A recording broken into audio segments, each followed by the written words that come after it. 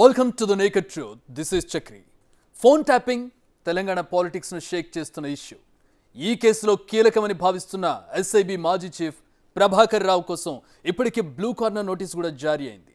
Task force మాజీ OSD Radhakishan రావు, మాజీ additional ఎస్పీలు తిరుపతన్న, భుజంగరావు, మాజీ డిఎస్పీ ప్రణీత్ రావు ఇప్పటికే అరెస్ట్ అయ్యారు. ఈ విషయాలందరికీ తెలిసినవే. కానీ ఈ ఫోన్ ట్యాపింగ్ వ్యవహారానికి కర్త, కర్మ, క్రియ ఎవరు? ఫోన్ ట్యాపింగ్ ఎందుకోసం చేశారు, ఎవరి కోసం చేశారు? పక్కా సమాచారంతో ఇవాళ మీ ముందుకు వచ్చింది big TV the naked truth. మావోయిస్టులు, ఉగ్రవాదుల సమాచారం కోసం ఫోన్ ట్యాపింగ్ చేయొచ్చని చట్టం చెబుతోంది. కానీ తెలంగాణలో గత ప్రభుత్వ హయాంలో దానికోసం తప్ప మిగిలిన అన్ని పనులకు ఫోన్ ట్యాపింగ్ను వాడారన్నదే ప్రధాన అభియోగం. అంతా అప్పటి ముఖ్యమంత్రి బీఆర్ఎస్ అధినేత కేసీఆర్ కనుసన్నల్లోనే సాగిందన్నది అందరూ చేసే ఆరోపణ. ఇందులో నిజానిజాలేంటో తెలుసుకునే ముందు ఫోన్ ట్యాపింగ్ విషయంలో కేసీఆర్ వాదన ఏంటో ఒకసారి చూద్దాం. ఫోన్ ట్యాపింగ్ ఏదైనా మీకు పిచ్చి పట్టుకున్నది, కానీ ముఖ్యమంత్రికి ఫోన్ ట్యాపింగ్ ఏమైనా సంబంధం ఉంటారా? రాహుల్, ఇంత పెద్ద సీనియర్ లీడరు. ముఖ్యమంత్రి gets reports from the intelligence department. వాడు ఎట్లా తీసుకొచ్చిన రిపోర్ట్ మాకెట్లా తెలుస్తుంది? నాకు అర్థం కాదు. వాడు ట్యాపింగ్ చేసిండా, టూపింగ్ చేసిండా, డబ్బులు ఇచ్చిండా, ఇంకేదైనా రహస్య వ్యవస్థ పెట్టుకున్నా మాకు ఎందుకు తెలుస్తుంది? అదో ఇష్యూ అవా ఇంత సిల్లి? ఆ గవర్నమెంట్ ఎంత సిల్లి ఉన్నదో మీరు కూడా అట్లా తయారైపోయిన పూర్తిగా. What is that non sense? నాకు అర్థం కదా. ఫోన్ ట్యాపింగ్ అది పెద్ద ఫినాయిల్ పెట్టి నోలు కట్టుకునే పరిస్థితి తెస్తా ఉన్నారు. సో కేసీఆర్ చెప్పినట్లుగా ఫోన్ ట్యాపింగ్తో ఆయనకు సంబంధమే లేదనుకుందాం. అసలు కేసీఆర్కు అబద్ధాలు ఆడడమే అలవాటు లేదనుకుందాం. మరి కేసీఆర్ చెబుతున్నట్టు పోలీసులే తమంతట తాముగా ఈ ఫోన్ ట్యాపింగ్ చేశారా? దీనికి సంబంధించి కీలకమైన వివరాలను మీ ముందుకు తీసుకొచ్చింది big TV the naked truth.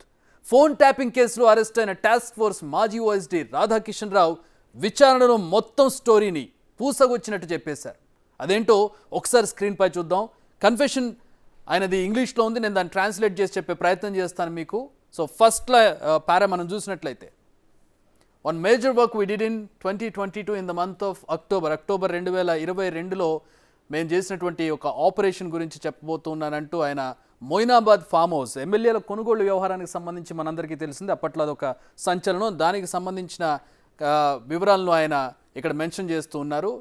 That was in the last week off October 2022 last week off అక్టోబర్లో ఇది చేశాము. అప్పటికే మునుగోడు బై ఎలక్షన్ టైం అది. దానికి సంబంధించి ఆయన మెన్షన్ చేశారు ఇక్కడ. రాజగోపాల్ రెడ్డి, కోమటిరెడ్డి రాజగోపాల్ రెడ్డి కాంగ్రెస్ నుంచి బీజేపీలో జాయిన్ అయ్యారు. బైపోల్ వచ్చింది, మునుగోడు బై ఎలక్షన్ వచ్చింది. సో ఆ బీజేపీ అక్కడ గెలవకూడదని అప్పటికే హుజూరాబాద్లో అలాగే దుబ్బాకలో వరుసగా బీజేపీ గెలిచింది. బీజేపీ ఎదుగుతోంది. ఈ ఎదుగుదలను అడ్డుకట్ట వేయాలని చెప్పి ఇక్కడ మరొక కీలకమైనటువంటి విషయాన్ని ఆయన మెన్షన్ చేశారు. CM KCR took it prestigiously. దీన్ని సీఎం కేసీఆర్ ప్రతిష్టాత్మకంగా తీసుకున్నారు అని చెప్పి ఆయన మెన్షన్ చేస్తూ ఉన్నారు. సో ఇక్కడ సీఎం కేసీఆర్ పేరును ఆయన వాడారు. అండ్ బీజేపీ ఎదుగుదలను తగ్గించాలి, దానికి ఏదైతే మునుగోడు బై ఎలక్షన్ ఉందో దానికి వచ్చేటటువంటి ఎలక్షన్ని బేస్ చేసుకుని ఇప్పుడు ఈ ఆపరేషన్ నిర్వహించబోతూ ఉన్నామంటూ ఆయన మెన్షన్ చేశారు. సో నెక్స్ట్ ఆయన ఏం చెప్పారో కన్ఫెషన్లో మరొకసారి చూద్దాం. Probably some time in the last week October చివరి వారంలో అనుకుంటూ అంటే ఆయన గుర్తు చేసుకుంటూ ఉన్నారు. Prabhakar Rao discussed with me that the CM KCR, Prabhakar Rao ఎవరైతే కింగ్ పిన్ ఉన్నారో ఈ ఫోన్ ట్యాపింగ్ కేసులో, వీళ్ళందరికీ హెడ్గా ఉన్నారు, వయా మీడియాగా ఉన్నారు కేసీఆర్కి అలాగే వీళ్ళందరికీ అని చెప్పి అనుకుంటున్నటువంటి ప్రభాకర్ రావు నాతో మాట్లాడారు. ఏమని? MLA Pilot Rohit Reddy that some persons claiming to be influential in BJP are in touch with him asking him to leave BRS and join BJP. So బీఆర్ఎస్ని వీడి పైలట్ రోహిత్ రెడ్డి తోటి బీజేపీలో కొంతమంది వ్యక్తులు పైలట్ రోహిత్ రెడ్డితో టచ్లో ఉన్నారు. బీఆర్ఎస్ని వీడి మరికొంతమంది ఎమ్మెల్యేలతో బీజేపీలో చేరాలనేది ఆయనతో జరుగుతున్నటువంటి సంభాషణ. Then CM KCR, thinking to use it to corner BJP, had asked the SIB to monitor the same by putting surveillance over those private persons and the MLA and the SIB Pranith Kumar ఈ పని చేశారని చెప్పి చెప్తున్నారు. అంటే ఈ విషయాన్ని base చేసుకుని ఎవరైతే బీజేపీలో పైలట్ రోహిత్ రెడ్డితో మాట్లాడుతున్నారో పైలట్ రోహిత్ రెడ్డి మీద ఆ సోకాళ్ళు మాట్లాడేటటువంటి వ్యక్తుల మీద సర్వైలెన్స్ నిఘా పెట్టాలని చెప్పి కేసీఆర్ ప్రభాకర్ రావుని ఆదేశించారని చెప్పి ఇక్కడ రాధాకిషన్ రావు కన్ఫ్యూజ్ చేస్తూ ఉన్నారు. సో ఈ సర్వైలెన్స్లో భాగంగా ప్రణీత్ ఎవరైతే ఈ కేసులో కీలకంగా ఉన్నారో ప్రణీత్ ఒక ఆడియో టేప్ని ఇక్కడ మనం మరొకసారి దీన్ని గుర్తుపెట్టుకోవాలి. ఇది మళ్ళీ లేటర్ మనం మాట్లాడుకుందాం దీని గురించి. One audio clip by ఇంటర్సెప్టింగ్ the cell phones. ఆ ఫోన్ కాల్స్ని ఇంటర్సెప్ట్ చేసి ఒక ఆడియో క్లిప్ని ప్రణీత్ ప్రొవైడ్ చేశాడని చెప్పి ఇక్కడ ఆయన కన్ఫెస్ చేస్తున్నారు. సో నెక్స్ట్ ఆయన ఇంకేం చెప్పారో ఆయన కన్ఫెషన్లో ఒకసారి చూద్దాం. The same audio clip was given to KCR. I repeat, the same audio clip was given to KCR and he ordered us to plan to lay a trap. ఇదే ఆడియో క్లిప్ని కేసీఆర్కి ఇవ్వడం జరిగింది. ఆయన ఒక ట్రాప్ని అక్కడ వల పన్ని strictly instructing the MLA Rohit రెడ్డిని కూడా వీళ్ళతోటి కోఆపరేట్ చేయవలసిందిగా ఎమ్మెల్యే రోహిత్ రెడ్డి మీద కూడా ప్రెషరైజ్ చేశారని చెప్పి ఆయన చెబుతూ ఉన్నారు. అండ్ ఎవరైతే ఆయనతో మాట్లాడుతున్నారో వాళ్ళందరినీ కూడా ఈ ట్రాప్లో ఇరికించాలని చెప్పి ఈ ఆపరేషన్ జరుగుతుంది. ఎవరైతే మిస్టర్ నందు అండ్ 2 లెసర్ నోన్ స్వామీజీస్, ఇద్దరు స్వామీజీలు అలాగే నందు అనేటటువంటి వ్యక్తి ఇందులో ఉన్నారు. సో ఫామ్ హౌస్కి వాళ్ళందరినీ కూడా రప్పించి, అజీజ్ నగర్లో ఉంది ఆ ఫామ్ హౌస్, ఈ ఫామ్ హౌస్లోనే ఆపరేషన్ జరిగింది. ఆ రోజు పెద్ద సంచలనమైనటువంటి వీడియో కూడా బయటకు వచ్చింది. సో ఆ ఫామ్ హౌస్లో వాళ్ళందరినీ పిలిపించి అక్కడ ఆ ప్లాన్ ఆపరేట్ చేయాలని చెప్పారు. I had procured spy cameras for this purpose by sending my task force officers, Srinath Reddy, Inspector, Srikanth, SI, ఢిల్లీకి పంపించానని చెప్తున్నారు. To Delhi throw some contacts and got them fixed in the farm house by our task force. So వీళ్ళని పంపించి, శ్రీకాంత్ని, శ్రీనాథ్ రెడ్డిని పంపించి spy cameras తీసుకురావడానికి ఢిల్లీకి వీళ్ళని పంపించారు. ఢిల్లీకి వాళ్ళని పంపించి స్పై కెమెరాస్ తెప్పించి ఆ ఫామ్ హౌస్లో వాటిని ఫిక్స్ చేసామని చెప్తున్నారు. And hour task force officers Ashok Reddy and Mallikarjun, Srikanth, ఈ ముగ్గురు కూడా అక్కడ ఫామ్ హౌస్లో వీటిని ఫిక్స్ చేశారని ఆయన కన్ఫెషన్లో చెప్తున్నారు. ఇంకేం చెప్పారు ఆయన కన్ఫెషన్లో మరొకసారి చూద్దాం. సీఎం కేసీఆర్ పెద్ద ఆయన. సో ఆయనకు ఉన్నటువంటి కృతజ్ఞతాభావంతో కేసీఆర్ను పెద్ద ఆయన అని సంబోధిస్తూ ఉంటారు. అదే విషయాన్ని మనం కన్ఫెషన్లో చూడొచ్చు. had also asked 3 more MLAs from different communities to be part of it. వివిధ సామాజిక వర్గాలకు చెందిన మరో 3 ఎమ్మెల్యేలు ఈ ఆపరేషన్లో భాగం కావాలని కేసీఆర్ అడిగారు. సో ఆ 3 ఎమ్మెల్యేలు మనకు తెలుసు. రేగా కాంతారావు, పైలట్ రోహిత్ రెడ్డి కాకుండా రేగా కాంతారావు, గువ్వల బాలరాజు, బీరం హర్షవర్ధన్ రెడ్డి, ఈ 3 కూడా ఇందులో భాగం కావాలని చెప్పి ఆయన కోరుకున్నారు. 3 కూడా సీన్లో ఉన్నారు, మనందరికీ తెలుసు. He had instructed the local police also to cooperate and work with us. ఇప్పుడు పనిచేస్తుంది ఏంటి? ఎస్ఐబి. ఎవరైతే ఫోన్ ట్యాప్ చేశారో, ఫోన్ ట్యాప్ చేసి వివరాలు తెలుసుకొని ఈ ట్రాప్ని పన్నారో చేస్తుందంట ఎస్ఐబి. సో ఈ ఇంటెలిజెన్స్ బ్యూరోకి లోకల్ పోలీస్ కూడా కోఆపరేట్ చేయాలని చెప్పి ఆయన కోరారు. ఇక్కడ ఆయన ఆదేశించడం జరిగింది. The operation was carried out and the Cyberabad SOT police took further action. So వీళ్ళందరూ ఆపరేషన్ చేశారు. దాని తర్వాత ఎస్ఓటి దానికి సంబంధించి నెక్స్ట్ యాక్షన్ తీసుకుంది. Later the SIT was form and KCR wanted the arrest of mister BL Santosh. తర్వాత ఈ వ్యవహారం అంతా బయటకు వచ్చింది, మీడియాలో మొత్తం హల్చల్ అయిన తర్వాత సిట్ ఫామ్ అయింది. గవర్నమెంట్ సిట్ ఫామ్ చేసింది, స్పెషల్ ఇన్వెస్టిగేషన్ టీమ్ ఫామ్ చేసిన విషయం మనందరికీ తెలిసిందే. So the arrest of Mr. B.L. Santosh, BJP national level leader, to make the case strong so that BJP would come for compromise and it can be used to get rid of the ED case on his daughter MLC Kavita. కవిత మీద ఉన్న కేసుకి సంబంధించి ఇక్కడ mention చేశారు. రాధాకిషన్ రావు చెప్పిన విషయాలు చూస్తే ఒక విషయం క్లియర్గా మనకు అర్థమవుతుంది. ఫోన్ ట్యాపింగ్ చేయమని చెప్పింది కేసీఆరే, ఎలా చేయాలో చెప్పింది కూడా కేసీఆరే, ఎవరిని ట్రాప్ చేయాలో చెప్పింది కూడా కేసీఆర్. ఇప్పుడు అదంతా మనం చూస్తూ ఉన్నాం. లిక్కర్ స్కామ్లు ఇరుక్కున్న తన కూతురు కవితను కాపాడుకోవడానికి బీజేపీ అగ్రనేత బిఎల్ సంతోష్ను ఇరికించాలన్నది ఆయన కుట్ర. అందుకే ఎస్ఐబిని టాస్క్ ఫోర్స్ను వాడేశారు. కావాలంటే మరొకసారి రాధాకిషన్ రావు చెప్పినటువంటి కన్ఫెషన్ మనం చూసినట్లయితే, కేసీఆర్ వాంటెడ్, ఇక్కడ చూడండి, KCR wanted the arrest of mister BL Santosh, BJP national level leader, BJP కీలక నేత బిఎల్ సంతోష్ను అరెస్ట్ చేసి to make the case strong, దాన్ని పటిష్టమైన కేసుగా తీర్చిదిద్దిన తర్వాత, so that BJP would come for compromise and it can be used to get rid of the ED case on his daughter MLC Kavitha. MLC Kavitha అప్పటికే liquor కేసులో ఇరుక్కొని మొత్తం వ్యవహారం అంతా కూడా ముసురుకొస్తున్నటువంటి సందర్భంలో ఎమ్మెల్సీ కవితను, తన కూతుర్ని బయటికి తీసుకురావడానికి బిఎల్ సంతోష్ను అరెస్ట్ చేస్తే గనక బీజేపీ కేంద్ర నాయకత్వం కాంప్రమైజ్ అయ్యి ఆ కేసులో ఎమ్మెల్సీ కవితను బయటకు తీసుకురావచ్చు అనే ఒక ప్లాన్ మనకి ఇక్కడ కనబడుతూ ఉంది. సో రాధాకిషన్ రావు ఇంకేం చెప్పారు ఒకసారి చూద్దాం కన్ఫెషన్లో. However, due to inefficiency of some Cyberabad police officers in Kerala, one important person of Mata Amrutanandamayi Institution escaped police apprehension.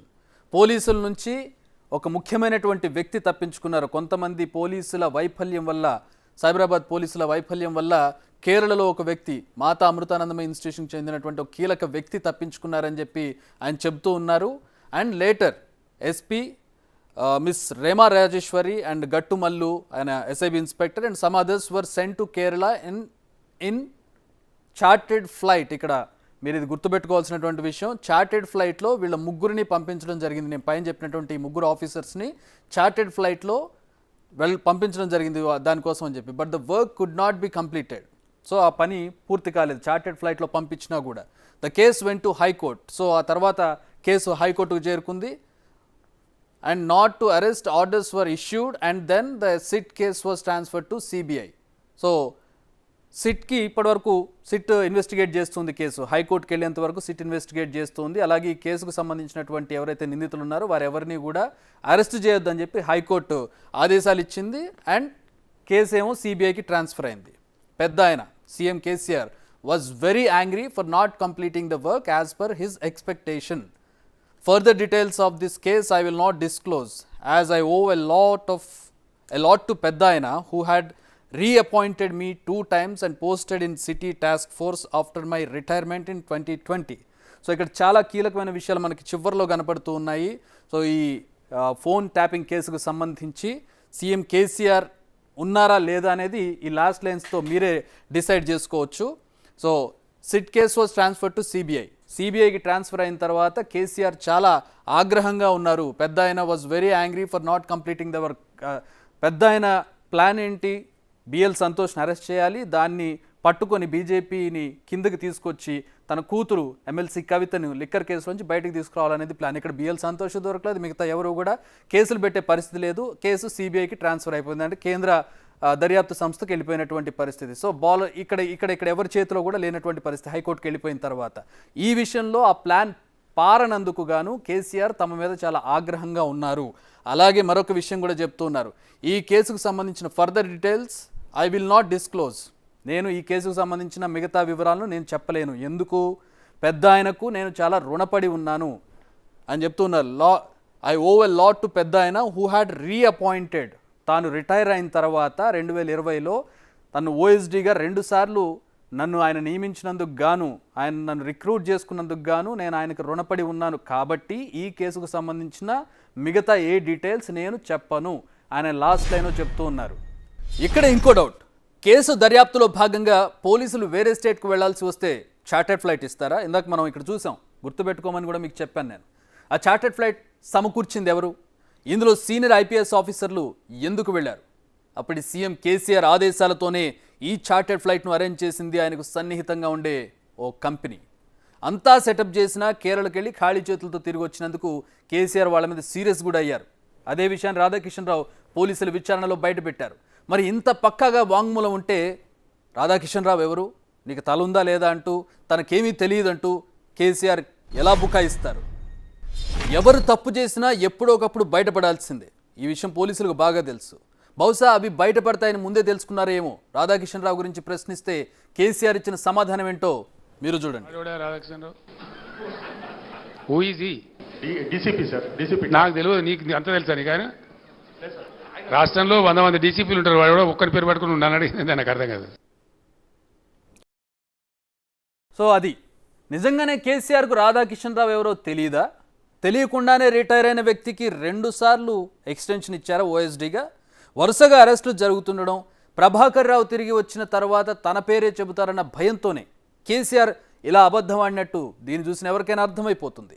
తన కోసం రిస్క్ చేసిన వాళ్ళ పట్ల కేసీఆర్కు విశ్వాసం లేదేమో కానీ కేసీఆర్ తమకు చేసిన సాయం పట్ల మాత్రం రాధాకిషన్ రావు చాలా విశ్వాసంతో ఉన్నట్టుగా మనకి ఆ కన్ఫెషన్లో కనపడుతుంది. కావాలంటే ఆ స్టేట్మెంట్ మరొకసారి చూద్దాం.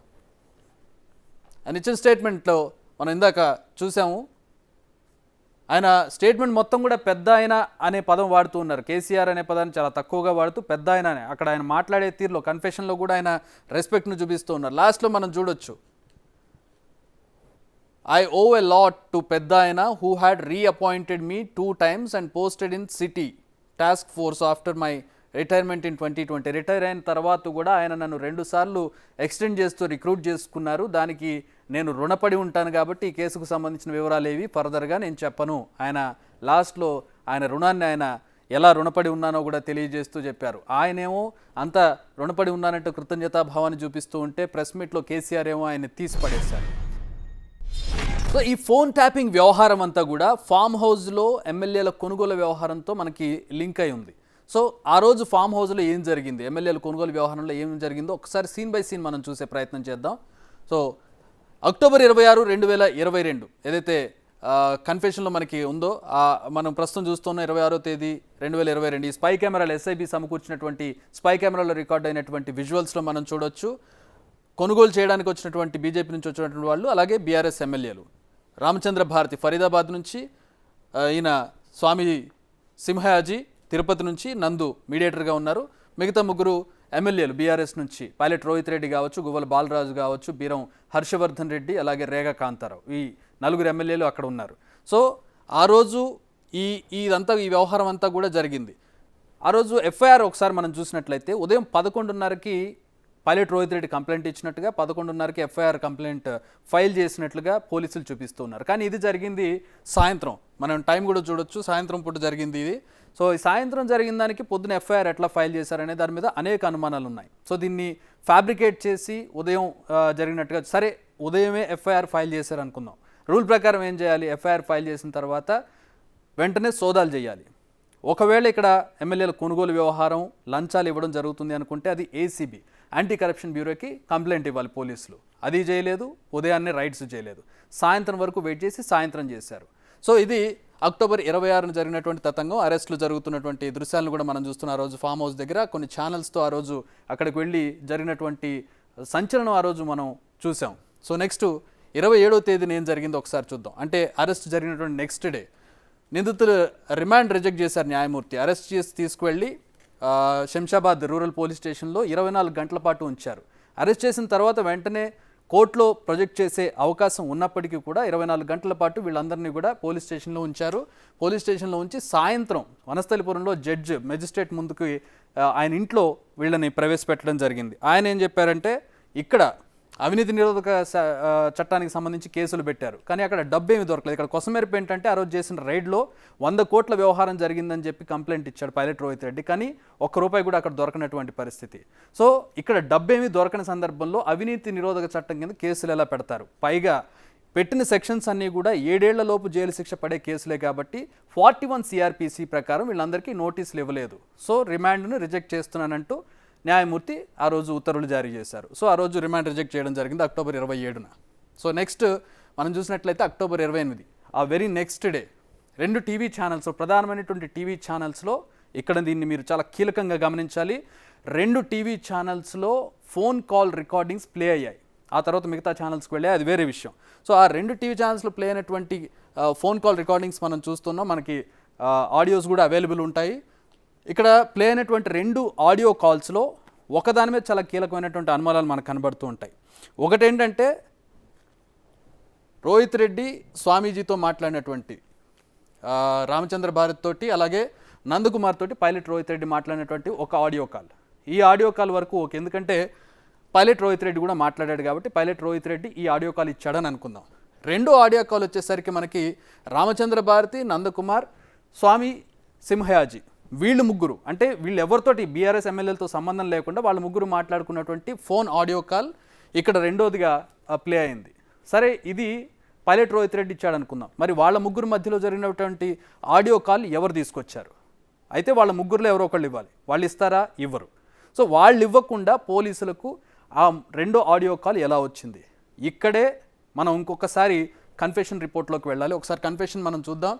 ఇక్కడే మనం ఇంకొకసారి కన్ఫెషన్ చూడాలి.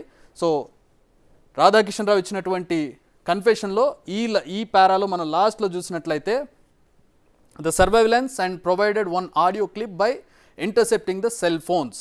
Praneeth did the surveillance and provided 1 audio clip by ఇంటర్సెప్టింగ్ the cell phones. So ఇప్పుడు మనం చూస్తున్నటువంటి ఆ ఆడియో క్లిప్, ఇక్కడ కన్ఫెషన్లో ఉన్నటువంటి ఈ ఆడియో క్లిప్ ఒకటే. సో ఇక్కడ మనకి అర్థం చేసుకోవచ్చు క్లియర్గా, ఇక్కడ ఫోన్ ట్యాపింగ్ జరిగింది. ఫోన్ ట్యాపింగ్ జరగడం వల్లే ఎవరో థర్డ్ పర్సన్ ఆడియో కాల్ మనకు వచ్చింది. ఆ ఆడియో కాల్ని ప్రొవైడ్ చేసినట్లుగా ఇక్కడ రాధాకిషన్ రావు కూడా తన కన్ఫెషన్లో తెలియజేశాడు. సో ఆడియో కాల్ని ఆ రోజు పోలీసులు రిలీజ్ చేశారు. సో సీన్ కట్ చేస్తే కేసీఆర్ ప్రెస్ మీట్కి సంబంధించినటువంటి దృశ్యాలను మనం చూస్తూ ఉన్నాం. కేసీఆర్ ప్రెస్ మీట్ నవంబర్ 3వ తేదీన జరిగింది. వ్యవహారం జరిగిందంతా కూడా అక్టోబర్ 26, 27, 28. నవంబర్ 3వ తేదీన ఫామ్ హౌస్లో వీడియోలను కేసీఆర్ చూపిస్తూ మీడియా మీట్ పెట్టారు. ఆ ప్రెస్ మీట్లో ఆయన వీడియోస్ని కూడా ప్లే చేసి చూపించారు. సో అక్టోబర్ 26, 27, 28 జరిగింది. మనం దానికి సంబంధించిన వ్యవహారం అంతా సీన్ బై సీన్ చూసిన తర్వాత అక్టోబర్ 30వ తేదీన ఈ వీడియో క్లిప్పింగ్స్ని ఎవిడెన్స్గా పోలీసులు కోర్టులో ప్రవేశపెట్టారు అక్టోబర్ 30న. అండ్ నవంబర్ 3వ తేదీన కేసీఆర్ చేతికి వీడియోస్ ఎలా వచ్చాయి, అయితే పోలీసుల దగ్గర ఉండాలి లేదా కోర్టులో ఉండాలి, కానీ ముఖ్యమంత్రి కేసీఆర్ చేతికి ఈ వీడియోస్ ఎలా వచ్చాయి, పోలీసులే ఇచ్చారా, ఇవ్వొచ్చా అనే దానికి సంబంధించి అనేక ఆరోపణలు ఇక్కడ మనకు కనబడుతున్నాయి. సో ఈ వ్యవహారం అంతా ఒక ఎత్తు అయితే, ఇక్కడ మనం ప్రధానంగా గమనించాల్సింది ఫోన్ ట్యాపింగ్ వ్యవహారానికి ఫామ్ హౌస్ వ్యవహారానికి సంబంధం ఉంది. ఫామ్ హౌస్ వ్యవహారం నడిపించిందంతా కేసీఆర్ వెనకాల నుండి నడిపించారని చెప్పి తన కన్ఫెషన్లో రాధాకిషన్ రావు చెప్పారు. ఆ వ్యవహారం పారనందుకు ఏదైతే ప్లాన్ వేశారో ఆ ప్లాన్ పారనందుకు కేసీఆర్ కోపంగా ఉన్నారని కూడా చెప్పి రాధాకిషన్ రావు తన కన్ఫెషన్లో తెలియజేశారు. ఆ రోజు ఫామ్ హౌస్లో ఏం జరిగింది, నిజంగా రాధాకిషన్ రావు చెప్పే దాంట్లో నిజాలు ఏమున్నాయనే దానికి సంబంధించి మా ఇన్పుట్ ఎడిటర్ పవన్ జాయిన్ అవుతున్నారు. దీనికి సంబంధించిన మరిన్ని వివరాలు తెలుసుకుందాం. పవన్, ఇప్పటివరకు మనం చూసాం, చాలా విపులంగా మనం పూర్తిగా అన్ని విషయాలు కూడా చెప్పాం. యాక్చువల్గా ఆ రోజు ఫామ్ హౌస్కి సంబంధించి ఆ రోజు ఏం జరిగింది, స్పై కెమెరాలు కానీ లేదంటే స్పై కెమెరాల కొనుగోలు కానీ చార్టెడ్ ఫ్లైట్ వీళ్ళు వెళ్ళడం కానీ రాధాకిషన్ రావు చెప్పిన దాంట్లో టెక్నికల్గా ఉన్నటువంటి అంశాలు ఏంటి? చక్రి, ఒకసారి మనం ఎమ్మెల్యే స్పోచింగ్ కేసు అంటే ఎమ్మెల్యేల కొనుగోలు కేసు వ్యవహారానికి వస్తే ఆ నమోదైన ఎఫ్ఐఆర్ని మనం ఒకసారి చూద్దాం. 26వ తారీఖు 10వ నెల అంటే అక్టోబర్ నెలలో 2022 26 తారీఖున ఈ ఎఫ్ఐఆర్ నమోదు చేశారు. ఈ ఎఫ్ఐఆర్ ప్రకారం తాండూరు ఎమ్మెల్యే పైలట్ రోహిత్ రెడ్డి ఆ రోజు ఉదయం 11:30 పోలీస్ స్టేషన్కి వచ్చారు. ఆయన స్వహస్తాలతో ఒక టైప్ చేసిన కంప్లైంట్ను కూడా ఆయన పోలీసులకు ఇచ్చారు. అందులో చాలా స్పష్టంగా డేట్లు కూడా ఆయన మెన్షన్ చేశారు. ఉదయం 11:30కు ఆయన పోలీసులకు ఈ ఫిర్యాదు ఇచ్చారు. వెంటనే దీన్ని జనరల్ డైరీ అంటే జీడీ ఎంట్రీ అంటారు, జీడీ ఎంట్రీలో వెంటనే నమోదు చేశారు. ఆ తర్వాత వెంటనే ఎఫ్ఐఆర్ కూడా నమోదైపోయింది దీనిపైన. దీనిలో ఏమని రాశారో ఒకసారి చూద్దాం. ఆయన స్వయంగా టైప్ చేసింది, ఇది ఎమ్మెల్యే పైలట్ రోహిత్ రెడ్డి టైప్ చేసిన విషయం. దాన్నే ఎఫ్ఐఆర్లో కూడా పొందుపరిచారు. ఎఫ్ఐఆర్లో 3 నిందితుల్ని పెట్టారు. ఎఫ్ఐఆర్ నమోదు చేసింది కూడా 26వ తారీఖు 10వ నెల 2022. అందులో ఎఫ్ఐఆర్లో పైలట్ రోహిత్ రెడ్డి చెప్పిన దాని ప్రకారం సెప్టెంబర్ 26 తారీఖున అంటే కరెక్ట్గా ఒక నెల ముందు తనను కొంతమంది వ్యక్తులు సంప్రదించారు. ఆ సంప్రదించిన వ్యక్తుల్లో ఒక ఆయన ఢిల్లీ నుంచి ఒక స్వామీజీ ఉన్నారు, సతీష్ శర్మ అలియాస్ రామచంద్ర భారతి, ఆయనతో పాటు హైదరాబాద్కి చెందిన వ్యాపారవేత్త నందకుమార్, ఇద్దరు కూడా వాళ్ళిద్దరూ తనను కలిశారు, తనతో మాట్లాడారని ఆయన ఈ ఫిర్యాదులో పేర్కొన్నారు. తను కనుక అటు బీఆర్ఎస్ పార్టీ నుంచి బీఆర్ఎస్ పార్టీకి రాజీనామా చేసి బీజేపీలో చేరి తర్వాత రాబోయే ఎన్నికల్లో బీజేపీ నుంచి పోటీ చేస్తే 100 కోట్ల రూపాయలు ఇస్తామంటూ వీళ్ళు ఆఫర్ చేశారు. నాకు 100 కోట్లు ఇస్తాననడమే కాకుండా మరికొంతమంది ఎమ్మెల్యేలను తీసుకొస్తే వచ్చిన ప్రతి ఎమ్మెల్యేకి 50 కోట్ల రూపాయలు ఇస్తామంటూ వాళ్ళు నాతో చెప్పారు. తాను ఇదంతా కూడా అనెథికల్ కాబట్టి వచ్చి ఫిర్యాదు చేస్తున్నానంటూ ఇందులో ఆయన రాసిన ఫిర్యాదు పత్రంలో రాసి ఉంది. కానీ ఆయనను పైలట్ రోహిత్ రెడ్డిని ఈ బీజేపీ నాయకులుగా చెప్తున్న వాళ్ళు లేకపోతే హైదరాబాద్ వ్యాపారవేత్త నందకుమార్ కలిసింది సెప్టెంబర్ నెలలో. కానీ ఎఫ్ఐఆర్ నమోదైంది అక్టోబర్ నెల 26వ తారీఖు. ఆ రోజు మధ్యాహ్నం 11:30 గంటలకు ఉదయం 11:30 గంటలకు పైలట్ రోహిత్ రెడ్డి ఫిర్యాదు మేరకు ఎఫ్ఐఆర్ నమోదు చేశామంటున్నారు. అదే రోజు సాయంత్రం 6 గంటల సమయం నుంచి ఒక్కసారిగా అటు ఉన్న అన్ని స్క్రీన్ల పైన కూడా అక్కడ ఎమ్మెల్యేలను కొనుగోలు చేస్తూ దొరికిపోయారు. బీజేపీకి చెందిన అగ్రనేతలు, బీజేపీకి చెందిన స్వామీజీలు అంటూ పెద్ద ఎత్తున ప్రచారం జరిగింది. పెద్ద ఎత్తున 100ల సంఖ్యలో పోలీసులందరూ కూడా ఫామ్ హౌస్ను చుట్టుముట్టారు. ఇప్పటికే రాధాకిషన్ రావు ఇచ్చిన స్టేట్మెంట్ ఆధారంగా కనుక మనం చూసినట్లయితే మొత్తం 27 కెమెరాలను అందులో ఏర్పాటు చేశారు. రాధాకిషన్ రావు స్వయంగా 2 ఆఫీసర్లను ఢిల్లీ పంపించి ఢిల్లీలో వాటికి సంబంధించిన స్పై కెమెరాలన్నీ కూడా కొనుగోలు చేసి తీసుకొచ్చి అందులో అమర్చారు.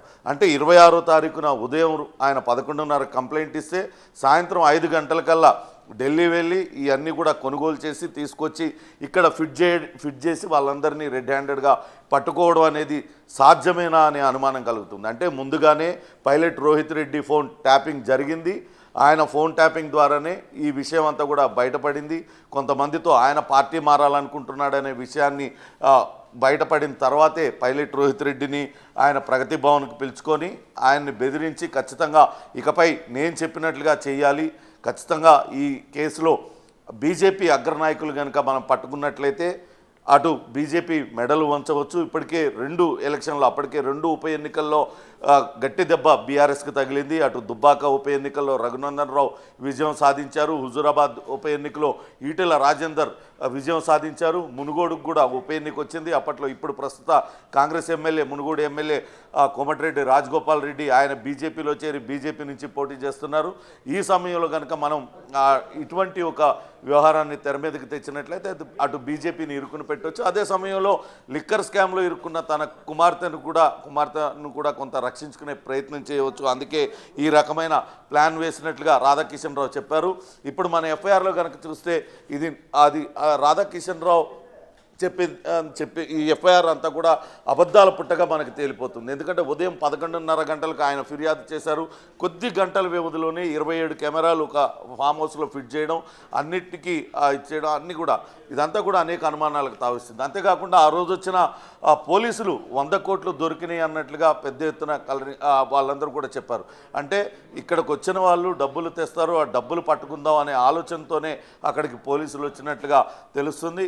ఇంకోటి అక్కడ సైబరాబాద్ ఎస్ఓటి పోలీసులతో పాటు హైదరాబాద్కు చెందిన పోలీసులు కూడా ఈ స్పెషల్ ఆపరేషన్లో పాల్గొన్నారు. అంటే ఎందుకు అంత ఇంపార్టెన్స్ ఇవ్వాల్సి వచ్చింది? ఖచ్చితంగా సీఎం ఆదేశాలతోనే ఇదంతా కూడా జరిగిందనేది తేటతెల్లమవుతుంది. కేవలం బీజేపీని ఇరుకుని పెట్టడానికి, బీజేపీ అగ్రనాయకుల్ని తన దారికి తెచ్చుకొని తన కుమార్తెను ఈడీ కేసు నుంచి, లిక్కర్ స్కామ్ కేసు నుంచి తప్పించుకోవడానికే ఈ ప్రయత్నం చేశారనేది అయితే తేటతెల్లమవుతుంది.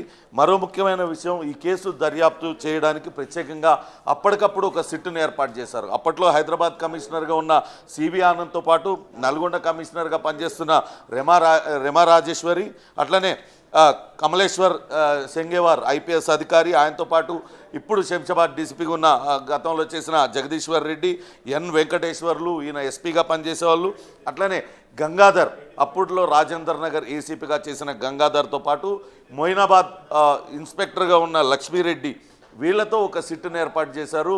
అక్కడ కేరళకి వీళ్ళని ప్రత్యేకంగా ఒక ఫ్లైట్లో అధికారులు పంపించారు. కానీ వీళ్ళలో ఈ కేసు దర్యాప్తు చేస్తున్న అధికారులు వెళ్తే మనమేమి ఎటువంటి అనుమానాలకు తావలేదు. ఇందులో కేవలం రెమా రాజేశ్వర్తో పాటు గట్టుమల్లు, అప్పట్లో ఎస్ఐబిలో పనిచేస్తున్న గట్టుమల్లుని పంపించారు. గట్టుమల్లు గతంలో హైదరాబాద్ టాస్క్ ఫోర్స్లో కూడా పనిచేశారు. గట్టుమల్లు, రెమా రాజేశ్వరి తదితరులు ఒక ప్రత్యేక విమానంలో, స్పెషల్ ఫ్లైట్లో, వాళ్ళు చార్టెడ్ ఫ్లైట్లో ఇక్కడ నుంచి కేరళ వెళ్ళారు. కేరళలో తుషార్ వెల్లపల్లి, అలానే జగ్గుస్వామి కోసం వీళ్ళు వెళ్ళారు. తుషార్ వెల్లపల్లి ఆయన అక్కడ కేరళలో భారత ధర్మ జనసేన బీడీజేఎస్ అనే పార్టీకి అధ్యక్షుడిగా ఉన్నారు, ఆర్ఎస్ఎస్ భావజాలం కలిగిన వాళ్ళు. అట్లనే ఒక జగ్గుస్వామి, ఈయనను వీళ్ళిద్దరిని కూడా ఈ కేసుతో సంబంధం ఉంది. వీళ్ళిద్దరు కూడా కర్ణాటక రాష్ట్రానికి చెందిన బిఎల్ సంతోష్, ఆయన బీజేపీ జాతీయ ప్రధాన కార్యదర్శిగా పనిచేస్తున్నారు. ఆయనకు అత్యంత సన్నిహితులు కావడంతో వీళ్ళని కనుక పట్టుకున్నట్లయితే ఆయన్ని ఈ కేసులో ఇరికించడం ద్వారా అటు లబ్ధి పొందాలని ప్రయత్నించారనేది రాధాకిషన్ రావు చెప్పిన విషయం. దానికి తగ్గట్టుగానే ఈ అధికారులందరూ కూడా అక్కడికి స్పెషల్ ఫ్లైట్లో వెళ్ళడం, కాకపోతే అక్కడ వాళ్ళకి ఎవరు దొరకకపోవడంతో వాళ్ళు ఉట్టి చేతులతో తిరిగి రావాల్సి వచ్చింది. ఇక్కడ ఒక విషయం పవన్, ఇక్కడ మనం ఒక విషయం గమనించినట్లయితే రాధాకిషన్ రావు చెప్పిన ఒక కీలకమైన విషయం, ఈరోజు మన ఫామ్ హౌస్కి సంబంధించినటువంటి విషయంలో టాలీ అవుతున్నటువంటి ఒక కీలకమైన విషయం ఫోన్ ట్యాపింగ్కి సంబంధించి రాధాకిషన్ రావు చెప్తూ ఉన్నారు. ప్రణీత్ ఒక ఆడియో క్లిప్పింగ్ సబ్మిట్ చేశాడు, ఆ ఆడియో క్లిప్పింగ్ ద్వారానే ఇదంతా కూడా వ్యవహారం అంతా నడిచిందని చెప్పి, ఆ ఆడియో క్లిప్పింగ్ వెంటనే మనకి మీడియా ఛానల్స్లో ప్లే అయినటువంటి ఆడియో క్లిప్పింగ్స్తో టాలీ అయినటువంటి పరిస్థితి. అంటే ఇప్పుడు ఒక ఇద్దరు వ్యక్తులు మాట్లాడుకుంటే ఒక పర్సన్కి సంబంధించినటువంటి ఆడియో ఆ వ్యక్తి అన్న ఇవ్వాలి, లేదంటే రెండో వ్యక్తి అన్న ఇవ్వాలి. కానీ ఇక్కడ ఎవరో ముగ్గురు థర్డ్ పార్టీ వాళ్ళు మాట్లాడుకున్నటువంటి విషయము మీడియాకి ఎలా వచ్చింది, పోలీసులకు ఎలా చేరింది, పోలీసులకు వచ్చి బయటకు ఎలా వచ్చింది అనేది ఇక్కడ చాలా లింక్ అవుతున్నటువంటి విషయం. ఇటీవల మనం ఒకసారి కేసీఆర్ ప్రెస్ మీట్లను గమనించినట్లయితే అసలు ఫోన్ ట్యాపింగ్ అనేది జరగలేదు, ఫోన్ ట్యాపింగ్తో తనకేమాత్రం సంబంధం లేదు, అలానే చాలామంది డిఎస్పీలు ఉంటారు అనే వ్యాఖ్యలు కూడా చేశారు. కానీ ఇదంతా కూడా ఆయనే స్పెషల్గా వాళ్ళందరికీ కూడా ఆదేశాలు జారీ చేశారు. ఖచ్చితంగా వీళ్ళందరిపైన నిఘా పెట్టాలన్నారు. అందుకే ప్రణీత్ రావు నిఘా పెట్టారు. కొంతమంది బీఆర్ఎస్ ఎమ్మెల్యేలు కూడా ఎవరెవరైతే పార్టీ పైన అసంతృప్తిగా ఉన్నారో వాళ్ళందరిపైన కూడా నిఘా పెట్టిన మాట వాస్తవం. గతంలో పైలట్ రోహిత్ రెడ్డి అక్కడ స్థానికంగా ఉన్న కొంత ఇబ్బందులు ఎదుర్కొన్నారు. అక్కడ మాజీ మంత్రి పట్నం మహేందర్ రెడ్డితో ఆయనకు విభేదాలు ఉండేవి. ఇద్దరు ఒకే పార్టీలో ఉండేవాళ్ళు. దాంతో కొంత అసంతృప్తిగా ఉన్నారు. అందుకే పైలట్ రోహిత్ రెడ్డి పైన నిఘా పెట్టారు. ఆ నిఘా పెట్టిన దానిలో భాగంగానే ప్రణీత్ రావుకు ఈ విషయం ఆయన బిఎల్ సంతోష్ కాకపోవచ్చు, కొంతమంది బీజేపీకి సంబంధించిన వ్యక్తులతో మాట్లాడిన విషయాన్ని పసిగట్టి అదే విషయాన్ని ఎస్ఐబి చీఫ్ ప్రభాకర్ రావు ద్వారా కేసీఆర్కి చెప్పడం, కేసీఆర్ వెంటనే పైలట్ రోహిత్ రెడ్డిని పిలిపించి తన మాట వినాల్సిందే, ఇకపై తాను చెప్పినట్లు చేయాల్సిందేనంటూ అటు పైలట్ రోహిత్ రెడ్డిని ఒత్తిడి తీసుకొచ్చి ఈ మొత్తం ఫామ్ హౌస్ డ్రామాకు తెరలేపారనేది చాలా స్పష్టంగా అర్థమవుతుంది. మొత్తం మనం చూద్దాం. ఈ కేసులో ఉదయం 11:30కు ఫిర్యాదు చేశారు. సాయంత్రం 6 గంటలకల్లా పోలీసులు 6-7 గంటలకు ఫామ్ హౌస్ పైన రైడ్ చేశారు. అక్కడున్న స్వామీజీలను అందరినీ పట్టుకున్నారు. 2 స్వామీజీలతో పాటు హైదరాబాద్ బేస్డ్ వ్యాపారవేత్త నందకుమార్ని పట్టుకున్నారు. ఇంత తక్కువ సమయంలో ఇన్ని కెమెరాలు ఫిట్ చేసి ఇవన్నీ కూడా సాధ్యమేనా? కానీ అంటే ఇది ముందుగానే తెలుసు, ముందుగా కావాలనే వీళ్ళని ట్రాప్ చేశారు. అలానే అటు ఒకసారి మనం చూసినట్లయితే రాధాకిషన్ రావు చెప్పిన వ్యాఖ్యలు చూసినట్లయితే సీఎం కేసీఆర్ ఇందులో మరికొంతమంది ఎమ్మెల్యేలను కలుపుకోవాలంటూ ఆదేశించారు. అంటే వివిధ సామాజిక వర్గాలకు సంబంధించిన వాళ్ళు. అక్కడికి వెళ్ళిన 4 ఎమ్మెల్యేలు 2 రెడ్డి సామాజిక వర్గానికి సంబంధించిన వాళ్ళు. అందులో పైలట్ రోహిత్ రెడ్డిని ముందుగానే ఫోన్లో వాళ్ళు సంప్రదించారు. మరో వ్యక్తి కొల్లాపూర్కు సంబంధించిన రెడ్డి సామాజిక వర్గానికి చెందిన హర్షవర్ధన్, మరొక వ్యక్తి ఎస్టీ రేగా కాంతారావు, పినపాక ఎమ్మెల్యేగా ఉన్న వ్యక్తి ఎస్టీ సామాజిక వర్గానికి చెందిన వ్యక్తి.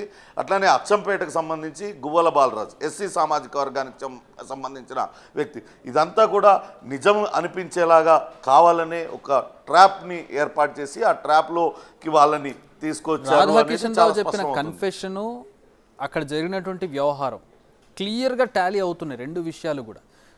ఒక విషయం ఇక్కడ మనకి తేడా కొడుతుంది ఏంటంటే, కేసీఆర్ తనకి రాధాకిషన్ రావు ఎవరో తెలియదని ఒక వెటకారంగా ప్రశ్నించినటువంటి జర్నలిస్ట్తో మాట్లాడినటువంటి విషయాన్ని మనం చూసాం. అసలు ఫోన్ ట్యాపింగ్కి సీఎంకి సంబంధం ఏంటని ఆయన ప్రశ్నించడం చూసాం. రాధాకిషన్ రావు కన్ఫెషన్లో ఓ లైన్కి 1-2 సార్లు పెద్ద ఆయనని సీఎం కేసీఆర్ అని చెప్పి ఆయన మెన్షన్ చేస్తూ ఆయన రుణం నేను తీర్చుకోలేనని చెప్తూ ఆయన చెప్పిన విషయాలన్నీ నిజాలు అవుతూ ఉన్నప్పుడు ఈ విషయం మాత్రం ఎలా అబద్ధం అవుతుంది? 2020లోనే రిటైర్ అయిన రాధాకిషన్ రావును తిరిగి 2 సార్లు అటు టాస్క్ ఫోర్స్ ఓఎస్డీగా నియమించారు. అటు హైదరాబాద్ తెలంగాణ రాష్ట్ర రాజధాని అటు పోలీసింగ్ విభాగంలో టాస్క్ ఫోర్స్ చీఫ్ అంటే అది చాలా కీలకమైన పోస్టు. దానికి సంబంధించిన పోస్టులో 2 సార్లు రాధాకిషన్ రావు నియమించారు. ఒకటే సామాజిక వర్గం కావడం, కేసీఆర్కు సన్నిహితుడు కావడం వల్లనే తనను నియమించారు. అనేక టాస్కులు అప్పచెప్పారు. ఆ టాస్కులన్నింటినీ కూడా పూర్తి చేశాం. కానీ అత్యంత కీలకమైన టాస్క్ ఏదంటే అది 2022లో అప్పగించిన ఈ బీజేపీ నేతలకు సంబంధించి నా టాస్క్ చాలా కీలకమైంది. కానీ ఇందులో కేసీఆర్ అనుకున్నట్లుగా తాము చేయలేకపోయాము, కొన్ని చోట్ల విఫలమయ్యాము. సైబరాబాద్కు సంబంధించిన కొంతమంది పోలీసు అధికారులు సమర్థవంతంగా ఈ కేసీఆర్ చెప్పినట్లుగా చేయలేకపోయారు. దాంతో కేసీఆర్ తీవ్ర ఆగ్రహం వ్యక్తం చేశారు. ఆయన అనుకున్నది కాకపోవడంతో అని కూడా ఆయన స్టేట్మెంట్ ఇచ్చారు. ఎందుకంటే ఇది చాలా ఈ ఎఫ్ఐఆర్లు కనుక మనం పరిశీలించినట్లయితే ఉదయం 11:30కు ఆయన ఫిర్యాదు చేయడం, వెంటనే సాయంత్రం ఫామ్ హౌస్ మీద పోలీసులు మూకుమ్మడిగా దాడి చేసేయడం, ఆ దాడిలో 100 మంది పోలీసులు పాల్గొన్నారు. అట్లనే 10ల సంఖ్యలో కెమెరాలలో వీళ్ళ కదలికలన్నీ కూడా రికార్డ్ అయ్యాయి. ఇంత తక్కువ సమయంలో ఆ కెమెరాలన్నింటినీ కూడా అక్కడ ఎలా పెట్టగలిగారు? ఒక ఫామ్ హౌస్లో నిజంగానే ఇన్ని కెమెరాలు పెడతారా? ఎవరైనా సరే వ్యక్తిగతంగా వాళ్ళ సొంత ఫామ్ హౌస్లో ఇన్ని పెట్టుకుంటారా? ఇవన్నీ కూడా రకరకాల అనుమానాలు అయితే వ్యక్తం అవుతున్నాయి. అంటే ముందుగానే పార్టీలో ఎవరైతే అసంతృప్తిగా ఉన్నారో ఎమ్మెల్యేలు వాళ్ళందరిపైన కూడా నిఘా పెట్టారనేది వాస్తవం. దాన్ని ఇంతకుముందే అటు పోలీసుల విచారణలో కేవలం రాధాకిషన్ రావే కాదు, అటు అరెస్ట్ అయిన తిరుపతి అన్న కావచ్చు, భుజంగరావు వీళ్ళందరూ కూడా చెప్పారు. 3వసారి ఎలాగైనా కేసీఆర్ని అధికారంలో తీసుకురావడమే లక్ష్యంగా వీళ్ళందరూ కూడా పనిచేశామనేది. ఖచ్చితంగా ఫోన్ ట్యాపింగ్తోనే ఇదంతా వ్యవహారం బయటపడింది. ఫోన్ ట్యాపింగ్ జరిగిందనేది వాస్తవం. కానీ కేసీఆర్ మాత్రం ఫోన్ ట్యాపింగ్తో తనకేమాత్రం సంబంధం లేదు, రాధాకిషన్ రావు ఎవడో నాకు తెలియదు, ఎవడో డిఎస్పీ గురించి నన్ను అడుగుతారేంటి అంటూ ఆయన మాట్లాడడం ఆయన విజ్ఞతకి వదిలేస్తున్నారు. పోలీసులు కూడా కొంత విస్మయం వ్యక్తం చేస్తున్నారు. వాడుకున్నన్ని రోజులు వాడుకొని ఈ రకమైన వ్యాఖ్యలు చేయడం ఏంటంటూ కొంతమంది తీవ్ర ఆవేదనకు కూడా గురైన పరిస్థితి అయితే ఉందని చెప్పాలి. Chakri. Right thanks for the analysis and information Pawan.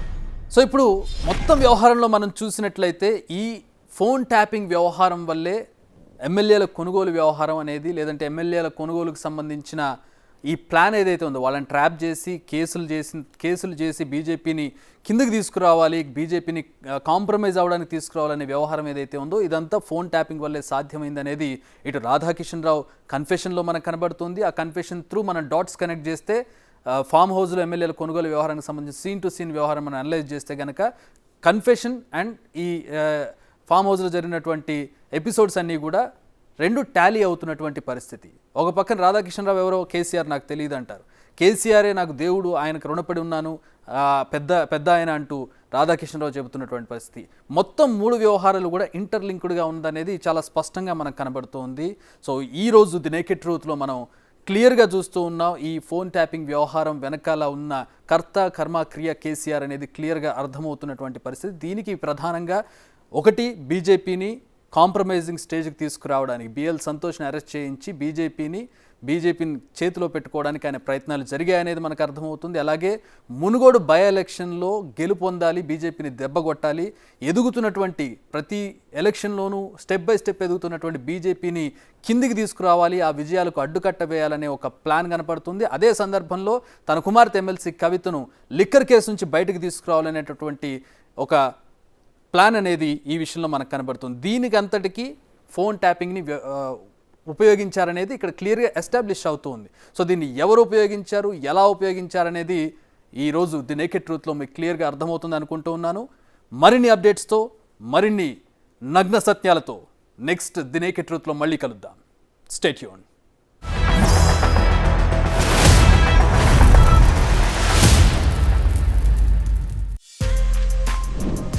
For more videos like this, subscribe Big TV channel.